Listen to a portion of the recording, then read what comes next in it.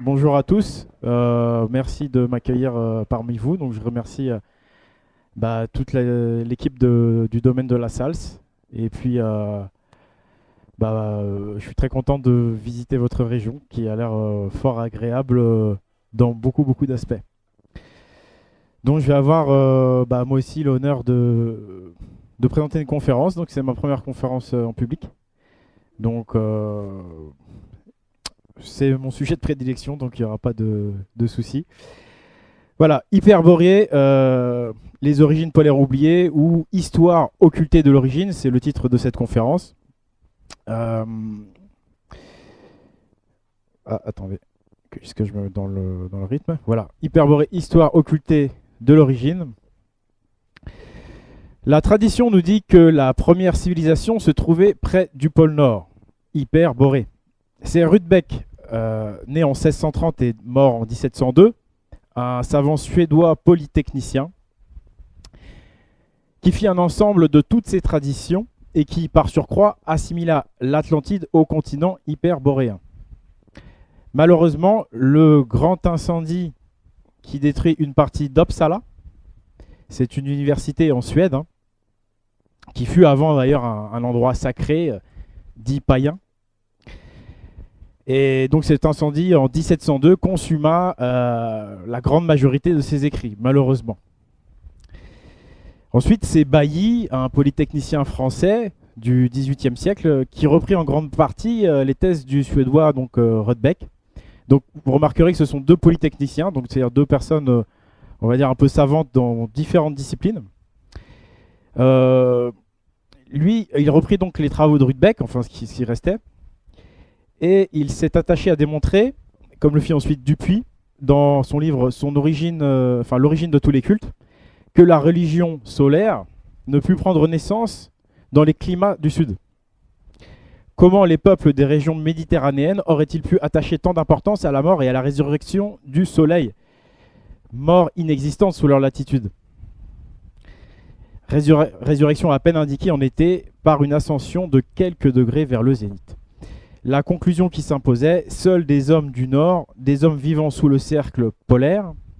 Donc je rappelle que le cercle polaire, c'est pas forcément le pôle Nord.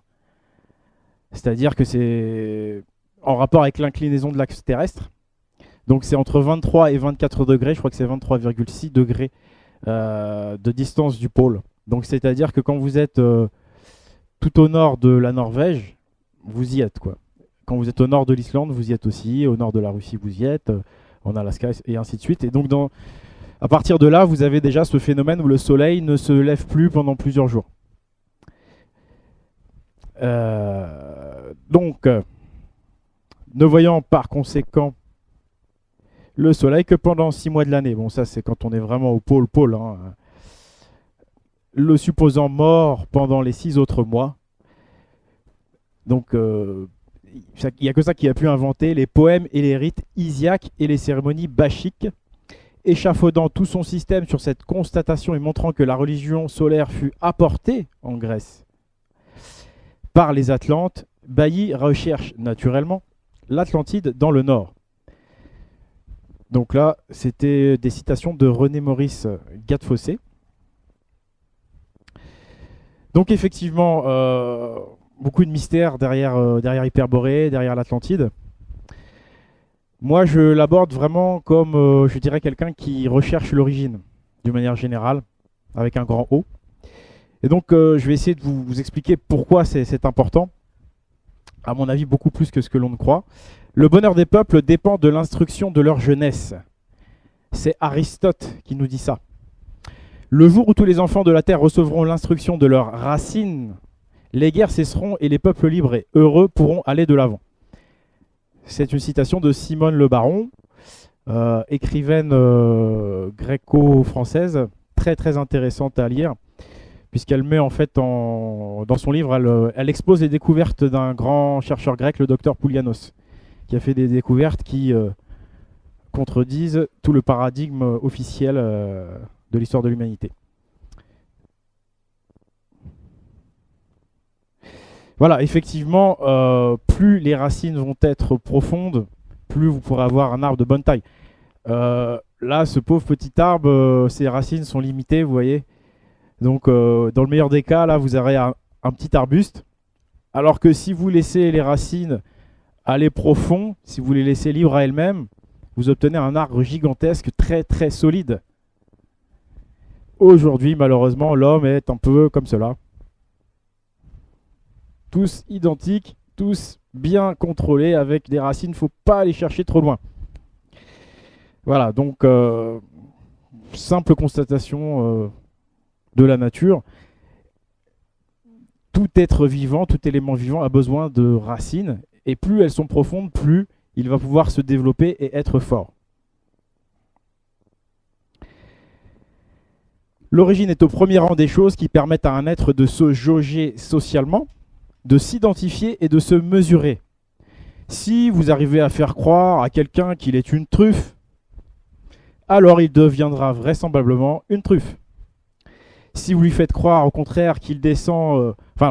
dans la même optique, si vous lui faites croire qu'il descend d'un animal sauvage, soit vous lui faites croire au contraire qu'il descend d'un héros, son destin en sera complètement modifié.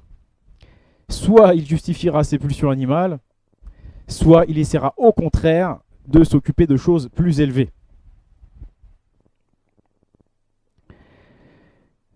Voilà, donc on va passer à la partie occultation.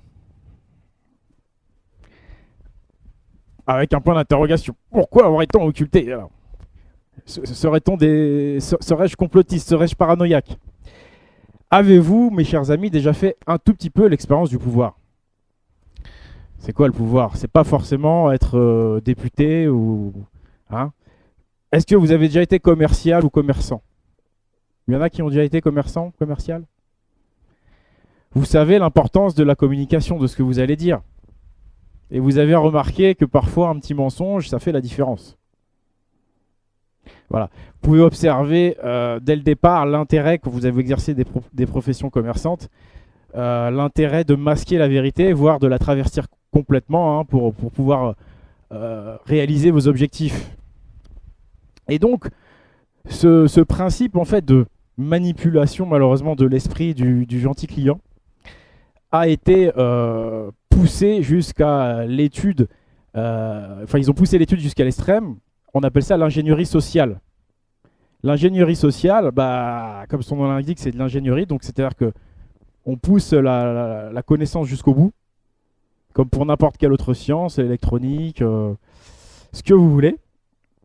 Mais là, le but, c'est de contrôler le peuple, de contrôler les gens, de contrôler la masse, un petit peu comme on contrôlerait donc son client. Et il faut savoir qu'aujourd'hui, de toute façon, si vous avez déjà fait des études de DUG, donc Bac+2, c'est pas très élevé comme étude, en marketing, en publicité, on vous apprend à manipuler les gens. On vous apprend à manipuler les gens. Est-ce que c'est bien ou pas, moralement? Chacun en jugera, moi je pense pas que ce soit bien. Et pourtant, c'est le monde dans lequel on vit. C'est-à-dire que la violence morale, moi j'appelle ça de la violence morale, quand on manipule quelqu'un, est autorisée. Alors que la violence physique, elle, par contre, est systématiquement diabolisée. Même si, évidemment, je ne dis pas que c'est bien, mais bon. On est dans un extrême, si vous voulez, de ce côté-là, je crois. Donc, si l'on regarde bien, par rapport donc à notre histoire de l'origine, ça va être la même chose. Il y aura un fort intérêt à contrôler l'histoire que les gens vont croire, bien sûr, d'eux-mêmes, de leur origine. Comme le disait Napoléon, qui contrôle le passé contrôle l'avenir. D'ailleurs, elle n'est pas qu'à lui, cette citation, elle est connue comme le monde. Elle est connue par tout le monde. Et il disait aussi, Napoléon, l'histoire est une fable sur laquelle tout le monde est d'accord. Donc là, c'est clair et net. Napoléon nous a tout dit. Donc on va utiliser l'histoire un petit peu comme un commercial, j'allais dire en vin rouge, mais Non, en vin rouge, on peut pas trop tricher parce qu'il suffit de goûter en fait. Mais dans n'importe quel genre de produit sur lequel vous pourriez essayer de, de gratter quelque chose, quoi. Alors, on va donc conditionner le citoyen et donc l'enfant dès sa naissance, en fait, par l'histoire qu'on va lui raconter, quoi. Parce que comme je vous l'ai dit, hein, si vous dites à quelqu'un qui descend d'un héros, forcément, il aura une autre idée de lui-même, il va essayer d'imiter l'héros. Si vous lui dites qu'il descend d'un singe, ça risque de ne pas voler très très haut. Donc le conditionnement du citoyen, notamment par l'histoire, c'est le contrôle de la masse, c'est de l'ingénierie sociale. Est-ce si surprenant? Si on regarde le mot gouvernement lui-même, ce n'est pas du tout surprenant. Gouvernement, ça vient de différentes langues gréco-latines, hein, governar, governamente, contrôler, exercer un pouvoir, et mental, mentir. La langue est excessivement bien faite. Donc le mental, on peut lui mentir. Voilà, contrairement à l'intuition. Mais l'intuition, on n'en a plus beaucoup de nos jours. Ça tombe bien donc pour ceux qui veulent gouverner le mental. Donc comment en est-on arrivé à ce point si bas? Comment en est-on arrivé à cet état d'atrophie totale du bon sens au final? Eh bien, face à cette manipulation qui est totalement invisible, il y a un livre très intéressant qui s'appelle Autorité spirituelle et pouvoir temporel de René Guénon. Donc René Guénon, beaucoup le connaissent. Et je crois que rien qu'en méditant sur ce titre, vous allez comprendre que tout est déjà dit. Autorité spirituelle et pouvoir temporel.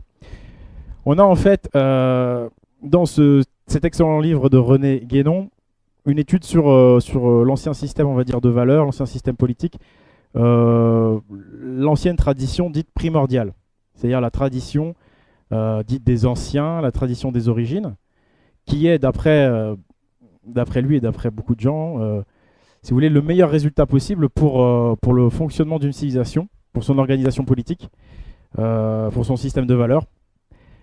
On part du prérequis que c'est vraiment la société, on va dire, optimale, le meilleur résultat qu'on peut obtenir, sachant que le but dans cette tradition primordiale, c'est vraiment d'atteindre un état d'être optimal. On n'est pas dans la recherche de technologie à tout prix, on est dans la recherche du bien-être de chacun et de l'harmonie, aussi bien entre les hommes que les animaux, que les végétaux. Donc c'est une approche totalement différente. Donc qu'est-ce que ça veut dire ces termes? Autorité spirituelle et pouvoir temporel. Le spirituel, en fait, ça va être tout ce qui est lié à la connaissance, tout simplement. Donc la science, les sciences, dont l'histoire. Et le pouvoir temporel, c'est le pouvoir politique, si vous voulez, c'est l'équivalent des hommes politiques. Et jadis, ce fut l'équivalent des rois. C'est ceux qui prennent les décisions, qui sont, si vous voulez, dans le court terme. Alors que l'autorité spirituelle, ce sont, si vous voulez, des sages, des gens qui prennent du recul par rapport aux choses et qui regardent vraiment, non pas pour leur intérêt personnel ou pour l'intérêt de leur génération, mais qui regardent pour l'intérêt des générations futures et en respectant également les générations passées. Donc ils ont vraiment une vision très élevée sur des siècles, sur des millénaires. Par exemple, le principe de l'autorité spirituelle, c'est d'appliquer un droit de veto et de refuser certains développements techniques pour éviter différents excès auxquels aujourd'hui on arrive. Hein. Ils l'ont dit, merci, ils l'ont dit récemment, je crois au 1er août, on avait dépassé déjà la consommation en ressources pour l'année. Donc on vit déjà endetté par rapport aux ressources en matières premières. Donc l'idée dans cette tradition primordiale qu'en réalité, il y a déjà une recette qui a existé et beaucoup de sciences qu'on croit avoir découvert avaient existé auparavant. Donc aujourd'hui, les historiens et les scientifiques sont assujettis au pouvoir, sont assujettis au pouvoir temporel, qui est aujourd'hui le pouvoir de l'argent. Donc l'argent, c'est du court terme, on veut faire de l'argent vite, et l'argent assujettit les scientifiques, les historiens. Donc forcément, la science et donc l'histoire va dans le sens de l'intérêt politique. Alors, quand est-ce que cette tradition primordiale s'est arrêtée? Eh bien, selon mon analyse et selon celle de pas mal de personnes, pour ce qui est de l'Occident, parce que le monde est très grand, moi je vais me concentrer sur cette région du monde, ça a été arrêté par l'arrivée de l'Empire romain. Un exemple, la destruction des temples grecs sous Théodose II. Donc c'est comme si demain vous avez un homme politique qui vous dit voilà, il faut raser toutes les églises ou il faut raser, je sais pas. C'est de la violence extrême, mais si vous voulez, c'est comme c'est l'État qui le fait. Même si en face il y a des civils, c'est pas grave. Ça s'appelle l'Empire romain. Tac, voilà. Alors, par rapport pardon, à cette romanisation qui a vu donc l'arrêt de l'application de la tradition, on a Tacite, qui est un grec, je vous le rappelle, et qui parle des Celtes. Dans leur ignorance, ils parlaient de civilisation, alors que c'était un élément de leur esclavage. Donc voilà, Tacite, 98 après Jésus-Christ. C'est un peu, on peut comparer par rapport à aujourd'hui où on nous vend beaucoup de progrès sociétaux ou même des progrès scientifiques. Et sous prétexte que c'est un progrès, il faut l'accepter, qu'il soit technique ou sociétal, sans mesurer les dégâts que ça peut avoir sur le moyen terme et le long terme. On regarde que le court terme, c'est-à-dire on est dans le temps tout de suite maintenant, le temporel, mais on oublie de prendre du recul, on n'est plus dans le spirituel. Il n'y a plus de sages, ou les sages, les pseudo-sages, en fait, sont assujettis au pouvoir de l'argent. Bon, d'autres exemples, évidemment, l'incendie de la bibliothèque d'Alexandrie. D'ailleurs, il y a eu un reportage sur Alexandre le Grand vendredi soir, je suis tombé dessus par hasard, moi qui regarde jamais la télé. Mais il y avait des choses intéressantes dedans. Bon, bien sûr, c'était fait par la fine équipe, donc il y avait aussi des choses à trier. Donc les incendies des bibliothèques d'Alexandrie, parce qu'il n'y en a pas qu'une. Ça, on croit souvent qu'il y en a une, qu'il y en avait une en Égypte. En réalité, il en a fait 80 des bibliothèques Alexandre. Il y en a plus d'une vingtaine, je crois, dans le Moyen-Orient. Il y en a partout. Donc la plupart ont été incendiés. Sans oublier les autodafés, l'Inquisition. Voilà.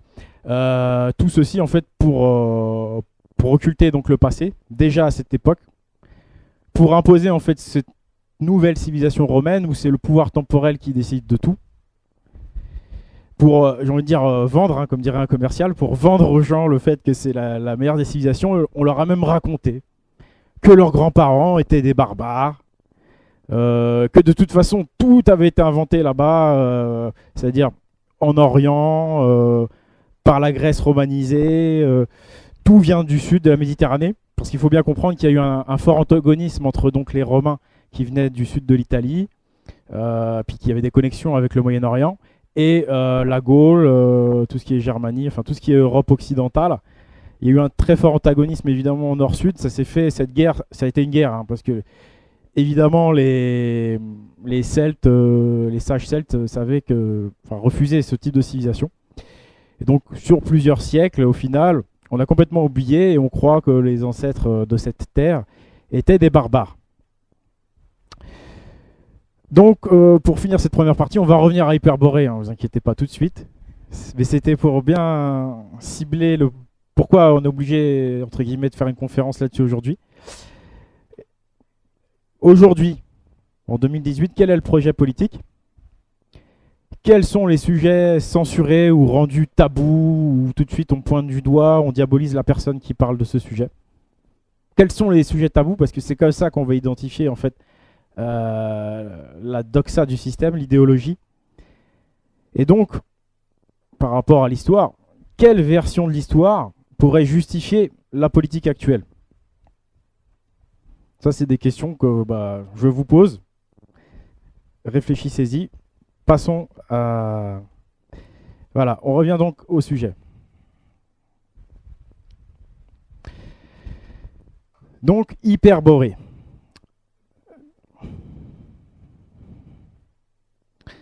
Alors, ça, il faut savoir que cette personne-là, c'est moi avec plus de cheveux. Voilà. Et donc, il faut savoir que les albums de Tintin eux-mêmes, en fait, regorgent d'informations hermétiques qui font des références au Nord. Donc, il y a un excellent ouvrage de Paul-Georges Sansonetti, qui lui est bien vivant, excellent homme. Et c'est un super livre où justement il s'est amusé à retrouver ce qu'a laissé Hergé de symbolique dans les albums de Tintin. Enfin, c'est pas tous les albums, ça commence au Cigare du Pharaon. Mais pour vous dire que Hergé lui-même avait compris beaucoup de choses à tel point que toute sa vie, enfin une bonne partie de sa vie, il l'a passé en toute humilité à transmettre secrètement des connaissances. Parce que je crois qu'à leur époque, on n'aurait pas pu être là. Je crois qu'aujourd'hui, on a aussi la chance d'avoir une porte ouverte grâce à l'Internet. Hein. Sans cela, sans l'Internet, je crois que moi-même, je ne serais pas au courant. Hein. Donc on peut saluer ces gens-là hein, qui, à une époque plus ancienne, n'avaient pas le choix ils étaient réduits à ça. C'est-à-dire à faire des œuvres littéraires, à coder les choses dedans, parce que s'ils l'avaient déclaré publiquement une seule fois, terminé quoi. Hein.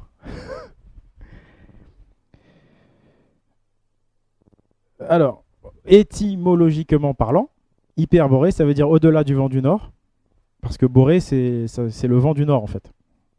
Donc au-delà du vent du nord. Ça nous ramène au mot boré, nous ramène au mot boréal, hein, donc c'est avec les aurores boréales. Enfin, la zone boréale, c'est vraiment la zone polaire. Et puis on a la racine bor, très importante, tout simplement B-O-R, parce qu'on va faire un tout petit peu de symbolique et de langage hermétique. Enfin, langage, peut-être pas, mais. Et ces trois mots-là, ces trois lettres, pardon, B-O-R, c'est très important dans la mythologie nordique, et pas que. Bor, dans la mythologie nordique, c'est un géant qui a donné naissance à des dieux. En Grèce, qu'est-ce qu'on a sur Hyperborée en Grèce? Alors, on a évidemment de nombreux mythes sur Apollon l'hyperboréen. Donc Apollon qui est un des dieux principaux, hein, au même titre que Zeus, que Athéna, que Poséidon. Apollon, il retourne chez lui à Hyperborée tous les hivers. Donc il vient en Grèce la majeure partie de l'année, puis il rentre à Hyperborée de temps en temps.